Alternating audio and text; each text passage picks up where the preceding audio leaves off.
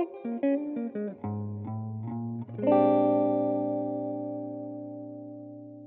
is based in Goa. Our purpose is to provide really high quality, fun, instructional education for people to take their first steps into jazz. How do we really get people into understanding what improvisation is? How do we show them the ways to really learn some of the basic traditions of improvisation, especially Western improvisation, through jazz? India has a big market and a big place for classical education, specifically Western classical education. And we feel that we can provide something a little different. We're a non-profit organization. We do a lot of work on providing scholarships for music education and giving people an access to trying something new. Most of us are musicians who have been excited by and given a new chance into a chance to learn about music by studying jazz. So we're all big fans of it, and I think we're really excited about this world. So that's all we're trying to put out and give an access to for other people. Sure. So I think that the first thing I'll say is that our ability to tell, like, read nuance in something has a relationship to our familiarity with it. What I mean by that is, like, if we look at it from a linguistic perspective, for instance, sorry, there you go. I'm putting it back to gallery so I can see you. Also, that was great because your video is not on. It's just the Goa Jazz Academy is speaking, which was great. What I mean by that is that if we now think about, so I speak Tamil at home. I don't know what you speak at home, Mira, but if you yeah, what do you speak at home? Gujarati and Okay, English. okay, great. So if you were to speak to me in Gujarati, I can't tell the difference between many different words because my familiarity isn't that high, and not to make any assumptions, but I assume that that's kind of how I would go also if I started speaking to you in Tamil, is that you can maybe tell that I'm in Tamil, but like the nuance of it comes with familiarity. And I think that is how music works too. And the reason why I'm saying that is that for a lot of people who come into Indian music from outside of Indian music, there's the emic perspective and then the etic perspective. There's the people who are coming from looking at something from the outside, and then there are people who are looking at it from the inside. And necessarily our relationship to something changes. Sorry, I don't know why I'm talking about all these things. But it's just the strangeness of like walking from one interview to another. There's a simpler answer, but I already gave that answer, and I don't want to, like, my brain doesn't want to repeat itself because it wants to look at this thing, but which means you're getting the tangential version of it. But the thing about music for me is also that especially when you're working in something, which is necessarily true now for everyone, because like this like myth of what is quote unquote indigenous to someone, first off, there is no clear line back into some kind of conveniently untraceable past. There isn't a through line that you can say, these are the songs that my great grandmother was listening to. It's not possible. First off, not only is it not possible, it's not something that you would have thought about, I would have thought about, we would have thought about, unless our relationship to permanence had changed. And our relationship to permanence has changed because of these gadgets. But I'm pretty sure that wasn't even a thought that someone would have, like, and I don't mean it in the sense like, the Shah Nama, for instance, the the belief is that the person who wrote the Shah Nama, I can't remember which book, but a Hazrat Inayat Khan book, one of them, it might be Mastery Through Accomplishment, talks about how the Shah Nama was written, and a historian, a king, was bemoaning the fact that he didn't have access to history. And the author of the Shahnama went into a cave and went into a meditative trance and then came out with that history. I'm not trying to say that we don't have access to the past, but what I mean is like this kind of sense that I will listen to a recording and I can tell you the exact thing that my great grandmother was listening to, which maybe our great grandchildren will be able to say, but that impulse wasn't really there of like But that being said, and the reason why I'm also thinking about that is that, like, all classical systems that act, and I mean, the word class is in the music itself. And I don't mean that as a criticism one way or another. I just mean that as a fact. There is a kind of belonging that we can do with each other by learning how to repeat a very specific form together, which is what a lot of classical music systems, and this is not just Indian classical music systems, this is just all classical music systems that I've come across, is that we get to learn the same shape and then we play the same shape together, and by doing that we become one together.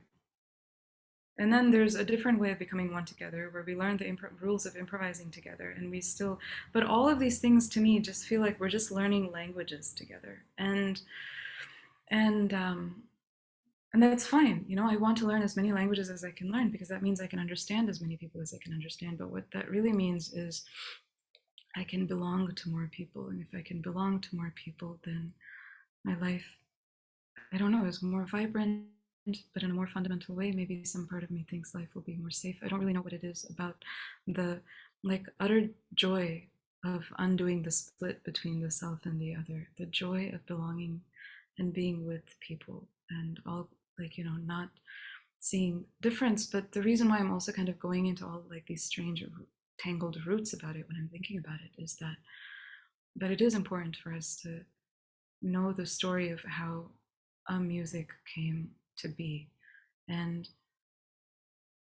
you know, this is why I was thinking about language also, is that when I kind of, to be completely honest, I kind of tripped into Berkeley, and I knew so very little about it that my brain didn't even process that Berkeley College of Music with two E's was different from Berkeley with a Y. And because I might have actually been the first accepted student into their graduate program in contemporary performance, and it was in Valencia. And like I was so, I don't know, just going with it, that I thought it was Valencia, California. It was quite late into the process that I realized I was about to move to Spain. So that's um, that's something I really didn't need to announce to the internet or to the world. Speaking of permanence, but I went there, and I didn't know what the word jazz meant.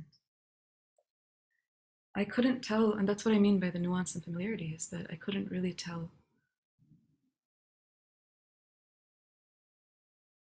Honestly, I couldn't tell the difference between any kind of quote unquote Western music, anything that was outside of Indian music. I just remember walking around being like, how are you able to listen to that and it's rock, or that it's pop?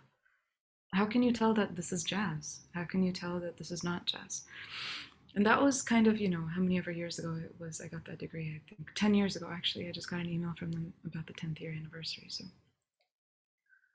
and I remember asking a professor, God bless him if he ever sees this, may he laugh and not scowl, but I remember asking him, just walking up to him and be like, Professor, what is jazz?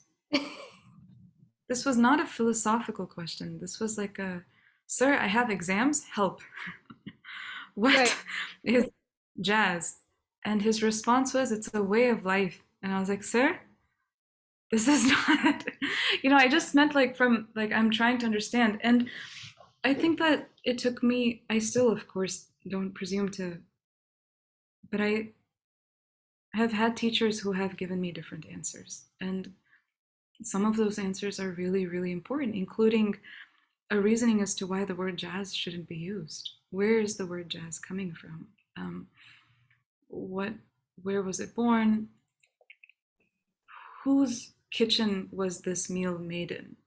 Mm. And for whom was it made? And who gets to, like, who is it meant to nourish? And are we making sure that we're not like taking someone else's? And all these questions, started forming the more teachers I had, honestly, because then I had the more answers, more answers. But that first year in Spain, I the only music I knew in my body was Carnatic music, and then which I grew up singing. I moved to the States, back to the States when I was 14. I didn't go to school in India, which again, if my mother sees this right now, which she might, because for reasons I still don't understand. I got her an Instagram account. Um, so I didn't go to school in India, and because I was just with my, I was on and off going to school, but I was singing and was allowed that kind of life, and so I came back, and I don't know, I still deeply, deeply missed what I had back home, which was people to sing with, but also the beauty, I think, of like not really having to explain yourself. When you listen to something, does something make sense to you? And if it makes sense to you, then maybe you have a better chance of being moved and feeling like you're in a conversation. And I think that's what academies do, is that they teach us the rules of something. So when we listen to something, you're able to like understand the language of a letter that was written to you from the 60s or the 70s or in the now. And but I was struggling. I didn't really have that clear answer that someone could tell me. Like someone wasn't explaining to me, because a teacher told me, uh, learn this song, Nature Boy. And I remember coming back to the next class, learning it note for note. Like, Mm. I mean, note for note, exactly how Nat King Cole sang it, down to the point of inflection. Because my understanding was that Indian music, we learn the rules of improvisation and then we sing Sangadis, and this is how we sing. And then, but Western music, you sing it exactly the way that it's, So I like, I, yeah, down to the note. But of course, that's not what what we call what many call jazz is, right? I had a lot of like translation trouble that first year, because to be completely honest, I got in before Berkeley even had a system of an interview. All I did is I happened to stop by Spain on my way to go see my grandmother, and I sang them a song, and then I got a call saying, "Hey, turn in your application and you're in." Oh wow. But yeah, it sounds romantic, but here's the difficulty, is that if they had tested me the way that everyone else, they would have known that I had no sight reading skills. To be honest, I still have no sight reading skills. So I didn't understand what a lead sheet was. I didn't understand all these things that you're teaching in your academy right now. I didn't really have like that vocabulary yet. So this is all to say that the way that I learned, like my training ground, was a very small but powerful club in Valencia, Spain, called Jimmy Glass Jazz Bar. And the owner of Jimmy Glass Jazz Bar is Chevy, who I pray will never see what I'm about to say. But he, for reasons, I still don't understand. I sang, like I came on and sang once, and just during some kind of like jam session. And then he said, come back every Thursday. But then there was a problem, because there were translation issues between, or as we might think of it, like grammatical differences between these different musics that I knew. And another thing that I grew up singing was we would walk to Pandharpur singing abhangs in the Varakari Sampradaya. And that music was about singing music that everyone could sing together, that we were together as we were walking for hours, and it wasn't about like proving anything to anyone. And I will say that the ethos for me, at least in the world that I experienced as a young person, it was very different from the classical world. It wasn't about impressing anyone. It was literally, we were walking together and keeping our bodies together as we did it. And I saw that I could sing certain abhangs over certain chords that already existed for certain songs. I couldn't give a lead sheet to Mhm. someone because I didn't know how to write music yet. So what I did was I would listen to a standard and be like, Nardis, okay. Man, I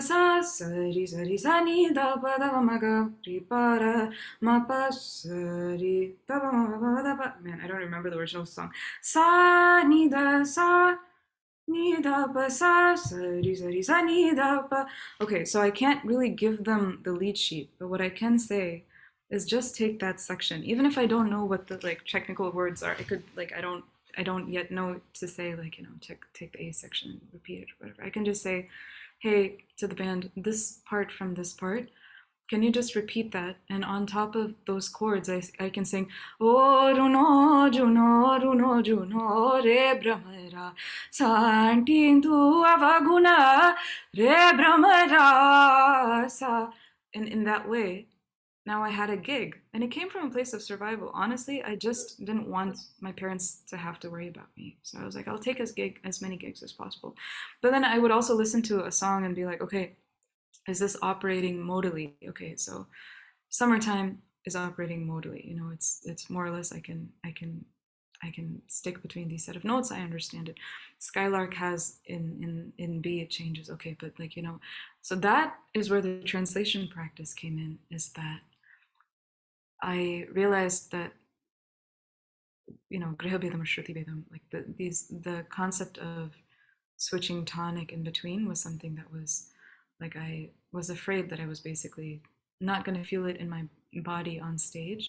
So how I started studying it was I wrote down syllable by syllable and then translated it to Tamil so that I could actually understand what like the sentiment of it. It didn't feel so alien. And you know, now it's been 10 years, my accent is more American, my, you know, like things have changed, the nature of my voice has changed. But at that time,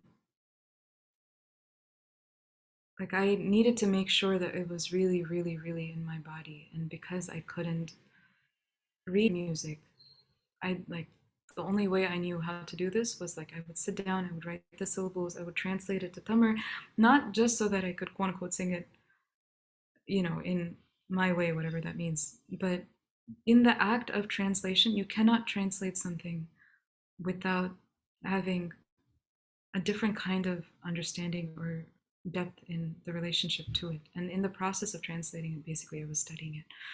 And so, yeah, I mean, it's not a clean answer, but it was just me trying to sing with what tools I had.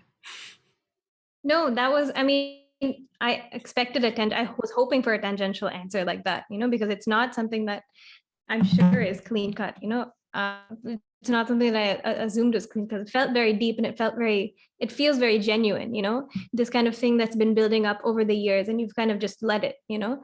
Like you talked about survival and it was just this thing that was, again, like organic and just because of your circumstances, because of whatever, you know, journey you were taking. And it's lovely. It's like a lot of stuff to chew on and a lot of, you know, things to go back and listen to. So it's beautiful. Thank you. Um, and speaking about going along with this kind of creation, you know, your journey of kind of starting to perform and understanding what you wanted to do, kind of translating these standards, releasing your original music. I notice in a lot of like your live performances that I've seen, you talk a lot about like your ancestors and the people around you that you know inspire you, and I feel like you just draw inspiration from everything and everyone and you know things that you come across. So I also on your website about your most recent release, I really like the way that you said that you didn't write the song, you didn't release the song, you mentioned kind of meeting this song, and that was beautiful, I thought. And I was wondering if you had any kind of stories about one of these meetings, or you know the inspiration maybe moment or anything that recently has happened to you. You mean meeting a song? Meeting a song, yeah. Oh yeah, no, I just want to make sure it was a song and not a Yeah. person. Yes. Yeah, I was scrolling down Instagram and I saw Shiloh write a poem, and it said, maybe,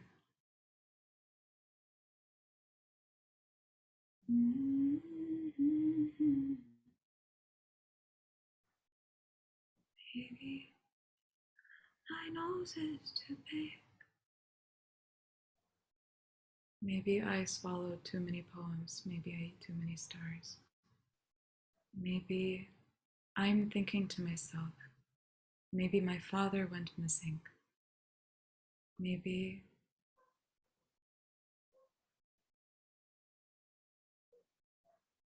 I'm longing for a garden. It was an Instagram post. And I think what's been difficult for me about my practice when I was in growing up in South India is that everything I learned, there were forms that had room for improvisation, but they were forms from the past. It wasn't very often that I was singing a form that was created by someone, a contemporary person, who I could have told you that I met. And I think the difficulty of that is because prominent art forms in our country almost likens the ability to create art to divinity. So if we look at South Indian classical music, what's largely called the South Indian classical music, Muthuswami Dikshita, Tyagaraja, Shyama Sastri, they're not only looked at as like composers who could have had like a messy life, because they're human. They're seen as saints. Mm-hmm. I'm like, okay, if I'm gonna grow up singing a song by Tyagaraja, and also I'm aware of the fact that Tyagaraja is a saint, in what world am I going to want to write a song if I'm going to have to defend my own divinity at some point? Like, man, if the space between composer and like saint is so small, it also explains why there's so much difficulty also in talking about things that everyone should be talking about, like sexual abuse. All these things happen because people are afraid of being human or appearing to be human. And I was like, man, I don't care if you see God when you're singing on the stage. You're human and you have human impulses. And if you don't have a place to talk about it, you're going to take it out on the most vulnerable of populations, which very often are young students. And then we also live in a place where young students, anyone, doesn't really have the vocabulary to talk about these things because, it's just, it turns into like a very large, swirling pool or like even a humid storm of like,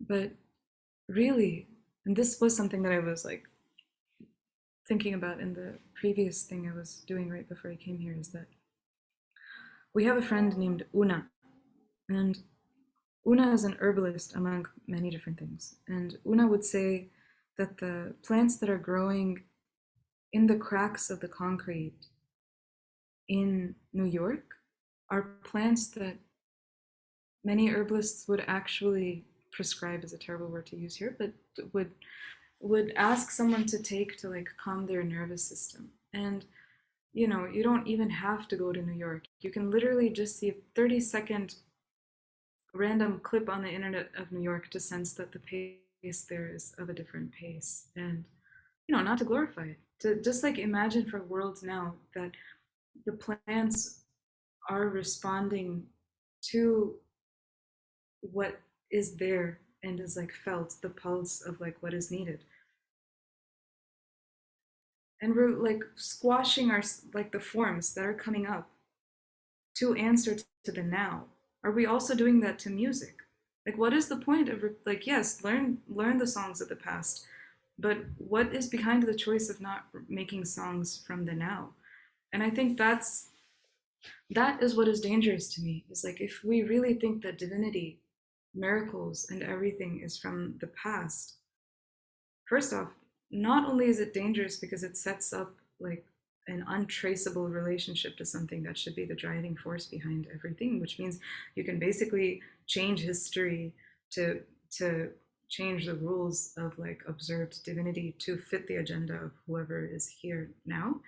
But more importantly, it's just absurd. I know that love and God and all good things exist now. Yes, I know of the saints of the past, but I also know of the saints of the now. And they don't have to be people with, I don't know, followings or ashrams. It's my mom, it's my dad, it's my grandmother, it's my aunt, it's my cousin who still takes time to talk to me. It's my younger cousin whose music holds me.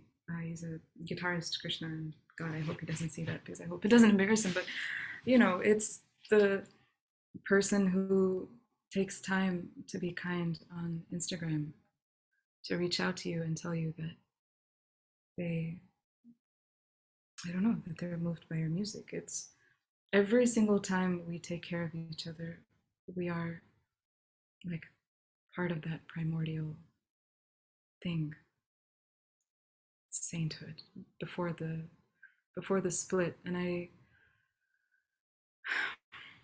don't know, I think that it's very dangerous to forget that. And I do think that if you are of an art form that obsesses over repeating a form from the past, you become part of, the cliche, the onomatopoeic sound of a printing press, of a cliche. It's something that's repeating itself. And just to be clear, where I read that, it's from two separate books. One is Julieta Singh, No Archive Will Restore You, and another one is Leslie Jameson's The Recovering. But it's just something that I've been sitting with for the past few weeks, is that the word cliche is literally the sound of a printing press repeating itself. Cliche, cliche. And I was just like, yeah, that makes sense. So what are the forms that I'm repeating in this world? What are the songs that I can still sing you the songs that I learned when I was a child, note for note, because that is the function of it. And I'm not taking away from that. May there be comfort. Like there is a reason why when I'm a child and I'm crying, I hear my mother's voice and I'm placated. Familiarity has a very specific role. But for it to become the driving force feels dangerous. So it feels like the greatest teachers I have had are not teachers who are obsessed with like what is good music and what is bad music.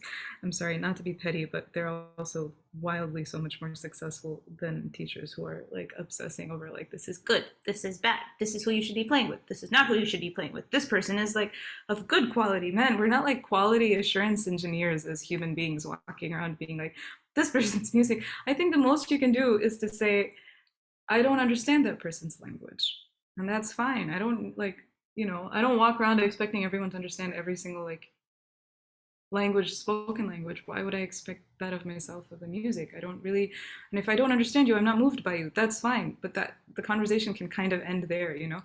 But yeah, I think that that's where the instinct to try and find things from the now is rooted in, and it's also where then Shiloh's poem turns into a song.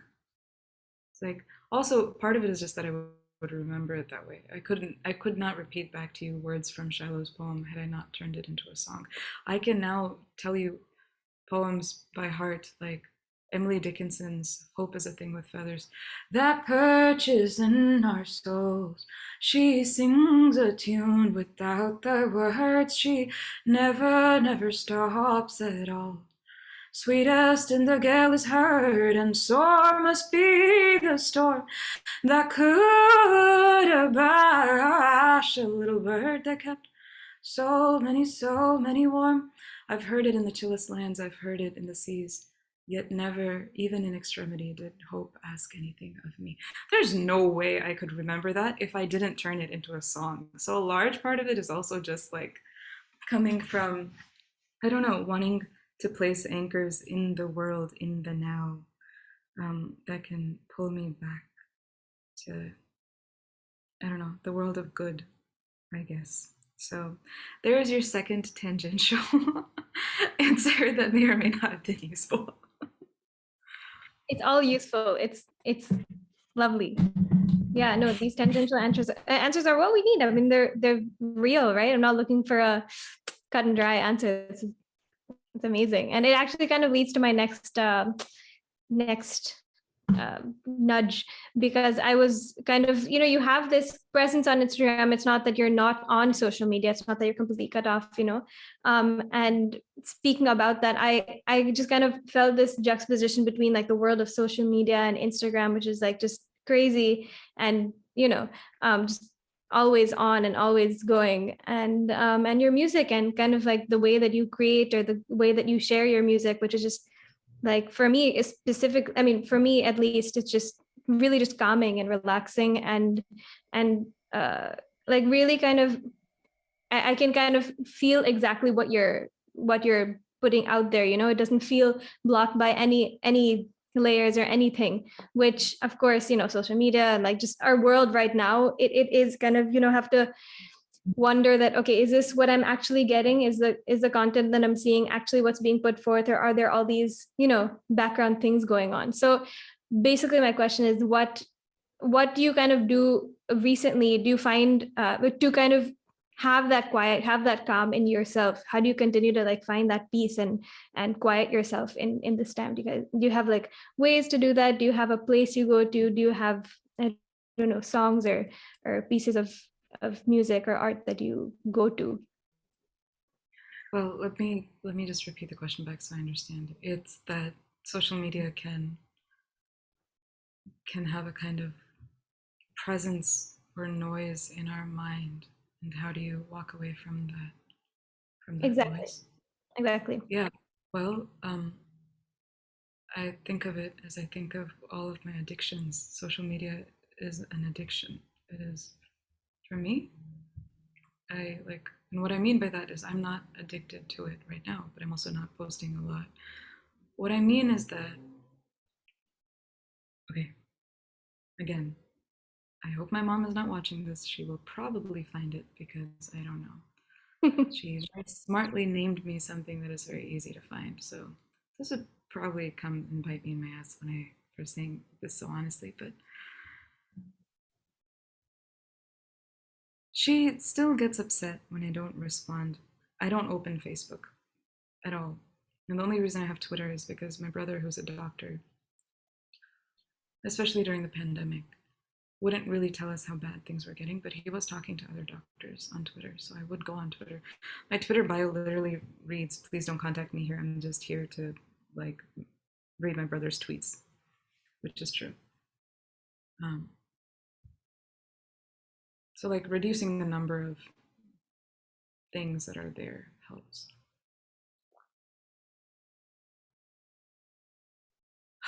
But my mom still gets upset when someone writes on Facebook and she's like, "You're not responding to them. That's not very nice. You have to respond to them."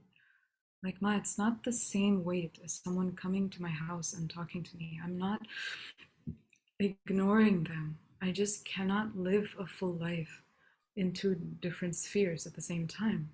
In the virtual sphere, now even more so. You know, like, humans are probably the only species that pays money to live on the earth. And Mm, we're about to, and God knows how soon, probably start buying virtual real estate, which is insane.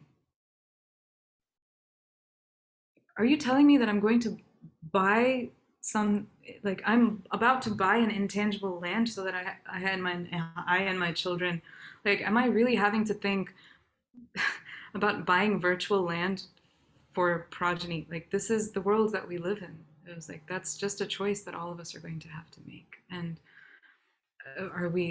what world are we going to anchor ourselves in? And I think that, one of the last essays that I wrote, I was trying to distinguish even for myself the difference between form and form, which makes no sense when I'm speaking about it. But what I mean is the second form is a capital F. So Alice Coltrane, who was known as Swami Turiya Sangeetananda the towards um, later in her life. I'm trying to see if I have a copy of the book here, but in her 1977 self-published manifesto called Monumental Eternal, she says that God spoke to her and said, "Be so big that sky will learn sky." The first sky is with a small s, and the second sky is with a large S.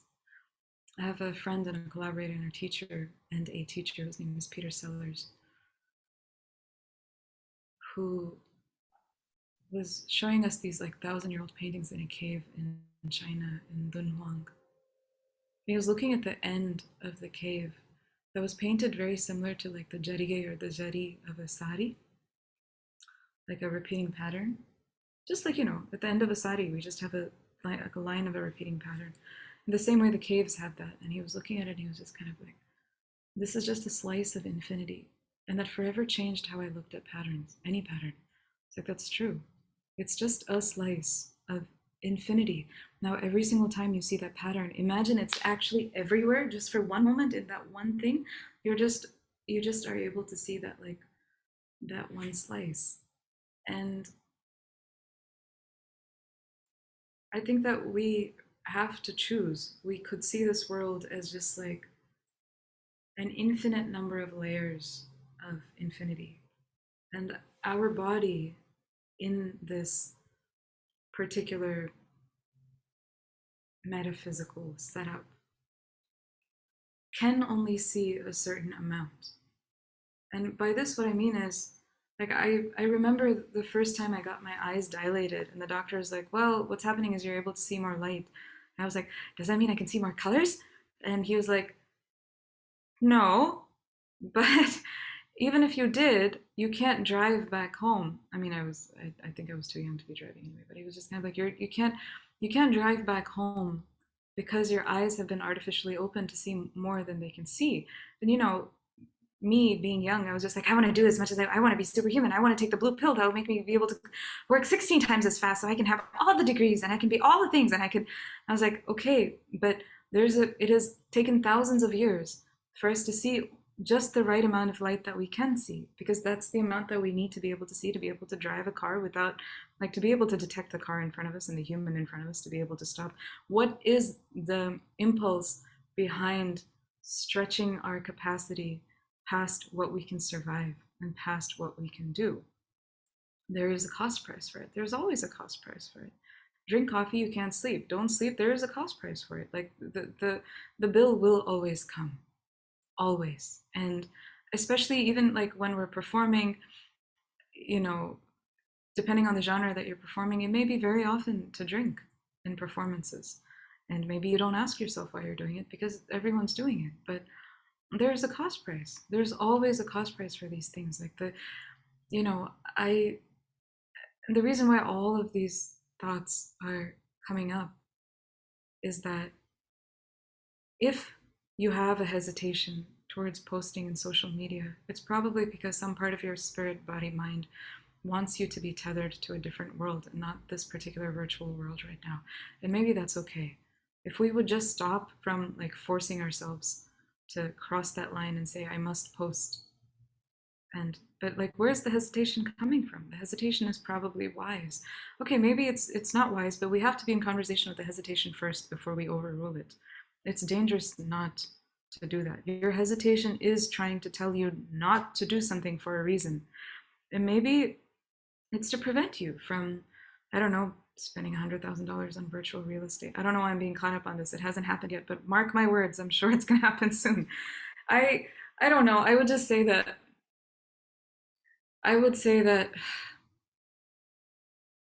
practicing being one with our instrument, whatever it is, practicing feeling is the most important thing in the whole world.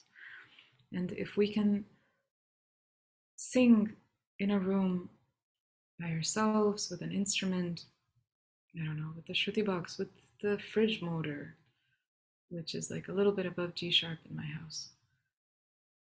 Like, if we can just practice that feeling of like when was the last time you sang to yourself and you cried at the beauty of what you were singing or you were playing? That is what will save us. If you post or if you don't post, like Instagram, you just don't know. Honestly, you can spend all the money you want to do, like you can have a social media strategy. You just don't know if Instagram's still going to be a thing. Look, Facebook was a thing at some point. It's gone now. A lot of people are not using it. Instagram, TikTok, like that's not where the investment should be made for me. I know that. Like, the investment should be made in connecting to myself, to the instrument, because if I can, I guess what I'm trying to say is that learning how to post according to whatever new site is up is not a huge learning curve. it's annoying. I mean, it's annoying when Instagram changes its stupid buttons every, I don't know, 17,000 weeks. But sorry, it's just the pandemic is making everything feel very long, 17,000 weeks. But I, if I lose my ability to be moved by what I'm listening to and be moved by myself, then I think that's the day my career is dead. So I don't know. It's just like, and also I keep my phone on black and white for as often as I can because, I mean, isn't that strange though? That addiction specialists were literally hired to come up with the algorithms, come up with the colors. Like, this is not something that was made to, to, I don't know, support wholesome health. This was something that was made to feed someone. And tangential answer 3. But it makes so much sense again, and it provides so much fodder for us to think about. So thank you again for tangential answer number 3. Um, I want to ask also about, yeah, it feels weird to move on because I feel like I just want to spend maybe 5 minutes just kind of in silence thinking about what all that you said. But I also had so many questions, so many things that I kind of wanted to talk to you about. So I will move on to the next question that I had, and it was kind of just about your research and again your thinking, and all these tangential answers I guess come from the thinking that you do and the intentional thought that you put into music and everything, you know. So in my research also for this interview, I was looking at obviously the Songwrites Apothecary Lab. Oh, there's some noise that was coming. Songwrites Apothecary Lab research that you did. I kind of didn't know that you were involved in the research as well. And it was really kind of, I was just doing a deep dive on that website and it was beautiful. All the ingredients of each song and as is amazing. So, so can you kind of talk about a little bit about that collaboration, of course, with Esperanza Spalding, which is again beautiful. I wish I had better words, but moving, and you know, I kind of always go back to it when I need a moment of silence. And so that collaboration, and also how your research kind of informs your music making, that'd be great. Oof. So I think that in a very like unsurprising move of classic overcompensation, because I didn't have like the kind of standard schooling that most people I know do. Oh God, my mom is gonna be so annoyed for me saying this. But you know, when I came to the States, we forged my report card because I didn't go to school, and I knew how to forge things, so I did that. I think she's so afraid. She's like, they're gonna take your degrees back. I was like, I don't think anyone's gonna do that, Mama. No, no one really cares about 7th grade. But yeah, I mean, it was at a Xerox store, which was on the 1st floor. The 3rd floor, it was right by Kalakshetra. Tiruvanyurla, if you like, yeah, it was anyway. It was right next to I think it was right next to the Manadishwar temple. My classmate Rudrapriya would live on the 3rd floor, and on the bottom floor there was a Xerox company, and I just went and made these false report cards for myself, and then I came. But you know, then you ask yourself, like, you go around. I didn't know what the Holocaust was when I came back to the States, and I thought the teacher thought that I was being funny, but I wasn't. Like, I just didn't know many things that, because I didn't necessarily encounter them, you know. I also escaped a kind of disciplining where people are taught to read medicine as weeds in all forms, in sound, in literal.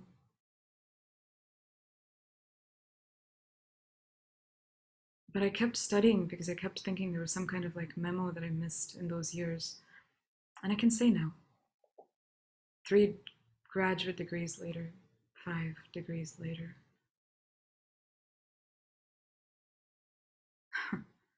next year, God willing, it would be 6 degrees later. There was nothing that I missed. And you don't have to go to school to know anything. The answers are already here, like swimming around us. Of course, going to school is a massive privilege and it helps. It helps with something, not always only with good things, but like the tools of enlightenment are already here in the grain of the voice of someone you love. And our obsession with form has made it difficult for some people to see that, like see the wisdom that is already there. So this seminar that I'm teaching here at in Houston, where I'm going to be for a few months,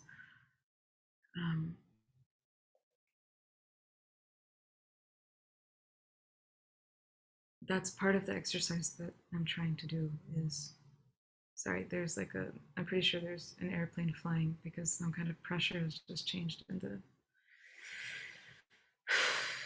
sky. Going.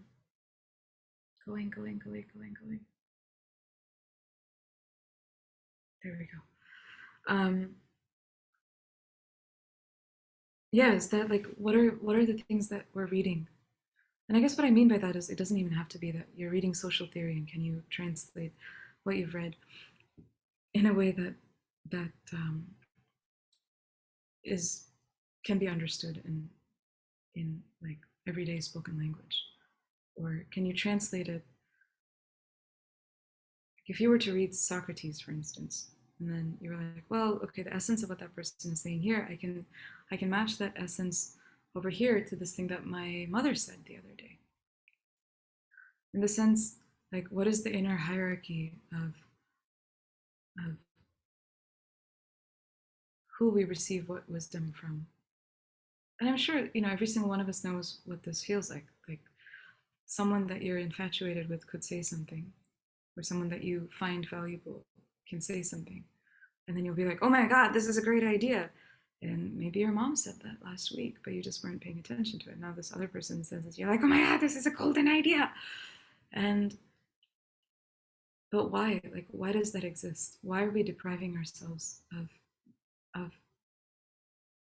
everything that's already around us? And I think that's kind of where that driving philosophy comes from. And I'm lucky to have access to a space where I can think in that way. And I think that's what the Song Writes Apothecary Lab was and is for me and for many different people, is like the thing that you put into the funnel that is like your bag of, it doesn't have to go through like a sifting thing. You can put in whatever you want to put in. Be like, okay, this is something that my roommate said that feels, this is something I read in the Vimalakirti Sutra, which is a 2,000-year-old Mahayana text. This is something I saw on Instagram. It says that Abraham Lincoln said it in 1991. It's probably not true, but there's some kind of wisdom to it somewhere, and I can look at it. And I don't know if you've ever seen the TV show The Office, but there's this, there's this, I can't remember the specifics of it, but all I remember is that like Michael Scott quotes someone else. So that there's this line of like something, like someone said this, and then underneath it, it's like dash Michael Scott. And in that way, I'm about to do this. Do you know what I'm talking about? You miss Oh my 100% shots you don't take. LeBron James, Michael Scott. Thank you. Oh my God, thank you. Yes, exactly that. But, oh my God, I'm about to do that. This is something that Elder Henry Threadgill said that Jen Shu quoted, and I am quoting Jen Shu quoting it. So I'm just saying, like, there's a lot of dashes happening here. So I don't really know what the original form was, but I trust the essence of the original thing that was said. And it was basically in response to like the conversation around what is your opinion on cultural appropriation. And Elder Henry Threadgill's response was essentially follow your sacred. Like, what is sacred to you? Follow it. What you're attracted to, follow it. And I think there's wisdom in living by that principle. Like, at least asking ourselves, what are we drawn to? Okay, you're moved by an Instagram post. Okay, maybe Abraham Lincoln did not say that in 1991. I mean, also, I don't really know why I'm quoting Abraham Lincoln right now, but like, there's whatever it is that you find, can we bring it to the table? And that can be a peer-reviewed article, but it doesn't have to be. And this somehow goes straight back to the beginning of our conversation of like what are the forms that we're repeating and why? There's of course validity as to why you would want to quote a peer review article, but that doesn't really, like, I don't know, it's not, which also goes back to my conversation about what is divine and what isn't divine, is that I think it's quite the weight to place on anything. It can be a human, it can be an article, it can be a methodology, to say that this thing is flawless. Nothing is flawless. Something can be flawless for maybe one instant, but the world is forever changing. You cannot ever guarantee that a methodology, that a form, that a person is flawless. And that is a curse to place on something. That is an unkind thing to do to anyone or to anything. And so study may be so as well. Like, you know, whatever methodology is working right now could be disproven. I mean, you know, I have a psychology degree, which is very strange for me to think about because that's how I was rebelling against my family. I was like, no music, I'm going to go study psychology. But in that I can tell you that just the terms that we were using in my mother's lifetime has changed. Well, the fan's on. I wondered if the window was open. Has changed in our lifetime. Things are changing. You know. I don't know. Are we on DSM-5 now, or 4 or 6? I don't know. Things are changing, you know, rapidly, as they should. I remember someone talking about Hillary Clinton being like, "Oh my God, like, you know, but I don't really want to vote for Hillary Clinton because in 1980 she voted this way and then 1991 she voted a different way." I was like, I would hope so. I would hope that the person would change. I would hope that the politician is someone who is able to grow. And isn't it dangerous when we're kind of stuck in a situation where someone, out of fear for not being taken seriously, can't like say, I was wrong. I can change my opinion. And I think that that's kind of like the wisdom behind diversifying methodology of input. And I don't know if that answered your question at all in any way, shape, or form. But I will say that Esperanza, who we also call Irma, is someone who does see, not to speak for her, I have seen, I have had great joy in seeing how she also sees the wisdom that is everywhere by everyone. A visiting 7-year-old to, I don't know, a 2,000-year-old book. And yeah, tangential answer number 4. Perfect. Great way to end this tangential conversation. And perfectly kind of in time as well. I think we're going to kind of wrap up, and so that everyone can kind of just really, again, like digest all these lovely, lovely tangential answers, and kind of keep going back to it. Again, if I don't know who's watching, because again, I was bad with keeping up with like the comments and stuff, but because I was so engrossed in this. But whoever's watching, this is going to be kind of saved on our page. So if you want to share it, or if you want to come back to watch it again, you can. And if you want to share it with your mom or not share it with your mom, you can or cannot as well. But yeah, thank you so much for coming and sharing. And I love your music again, and I'm so excited for all of your kind of upcoming things that you are doing. Just amazing, exciting stuff. And thank you so much for being here. Thank you. But before I go, do you have some music that's releasing soon? Do I have some music that's releasing soon? I do. Yes, I do. It is. I have a lot of music releasing soon, but too much to kind of Okay, well, I know it's because it's an infinity, but we can handle a slice. Maybe just tell us a slice so I can write it down. My own music, you're saying? Yes. Yes, I do. I'm I mean, you releasing. can choose to tell me about your mom's music if you want to, but No, I am releasing. I have a lot of songs that I wrote over the course of the past 2 or 3 years, and there's like 5 or 6 songs that I'm trying to now get out into the world. Besides, get out to, just get down to recording them and getting them in, Mhm. getting them on into the world.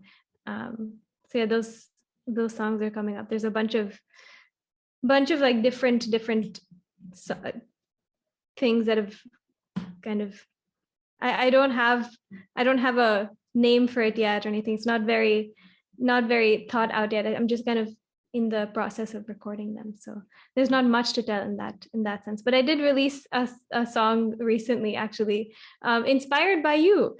So I released it on on Instagram. I plan to release it properly. But you had kind of posted something about baking a cake, and I had just really. I heard it. I remember this. Of course I remember it. I didn't realize you released it. Oh my Yes. God, I remember.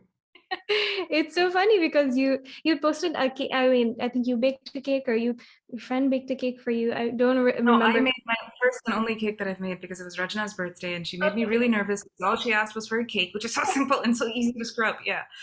Yes, I made that It was cake. so wonderful. It was like this like 2, 3 tiered cake. I don't remember, but Yes, it was but it showed it up. had 12 cups of sugar. It was illegal. Yes. Oh my goodness. Well, it looked really good. So then I was also kind of like in isolation at that time because of a COVID scare. And so then I was in this mood of, like I want to thinking about everything that I want to do after I get out of isolation. So it's this whole song about that, and it's out. Yeah.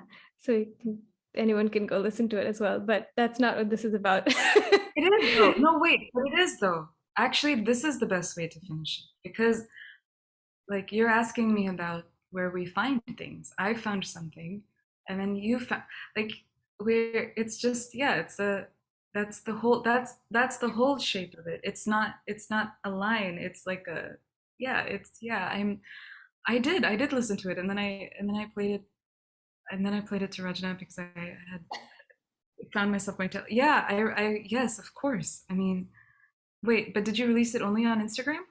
Yeah, I just released it on Instagram. I asked a couple of friends to add some things, their 2 cents. Like a friend plays violin, so he added some violin, and another friend plays bass, so he added some bass, and it kind of, went from there and became something else. So yeah, it's not released on all platforms and stuff. I kind of just made a quick video and put it up as this kind of just like a little project that I wanted to share. So Yeah. yeah. Yeah, of course. I do remember. I mean, if you ever do put it on Spotify, please promise me that you'll add it to the playlist that I didn't make. Oh, sure, sure. That would be the first song that I would put on the playlist is I guess what I'm trying to say. Is that I really would have because that's yeah, that's what I mean. That's so lovely. Thank you. But yeah, it was great. It was great chatting with you. Thank you so much. And yeah, that's it for our Goa Jazz Academy Sunday soundtrack. Thank you. Karan, do you want to say anything to wrap it up? Well, tune in every week for the next week, whoever's listening, and we are going to have other conversations aside from the wonderful chat we had today. And please do check out our Music Foundation Certificate course, which is coming up in the next month, and also all our other scholarship programs that are running. So send us an email at info@Goa Jazz Academy or something on Instagram and Facebook. And thank you both for taking the time today to do this. Bye. I know you can't see Bye. me, but I'm waving my hands. All right. Okay. The Academy is waving its hand. The Academy is waving its hands. Thank you, Ganavya. Thank you, Mira. See you. See you. Bye.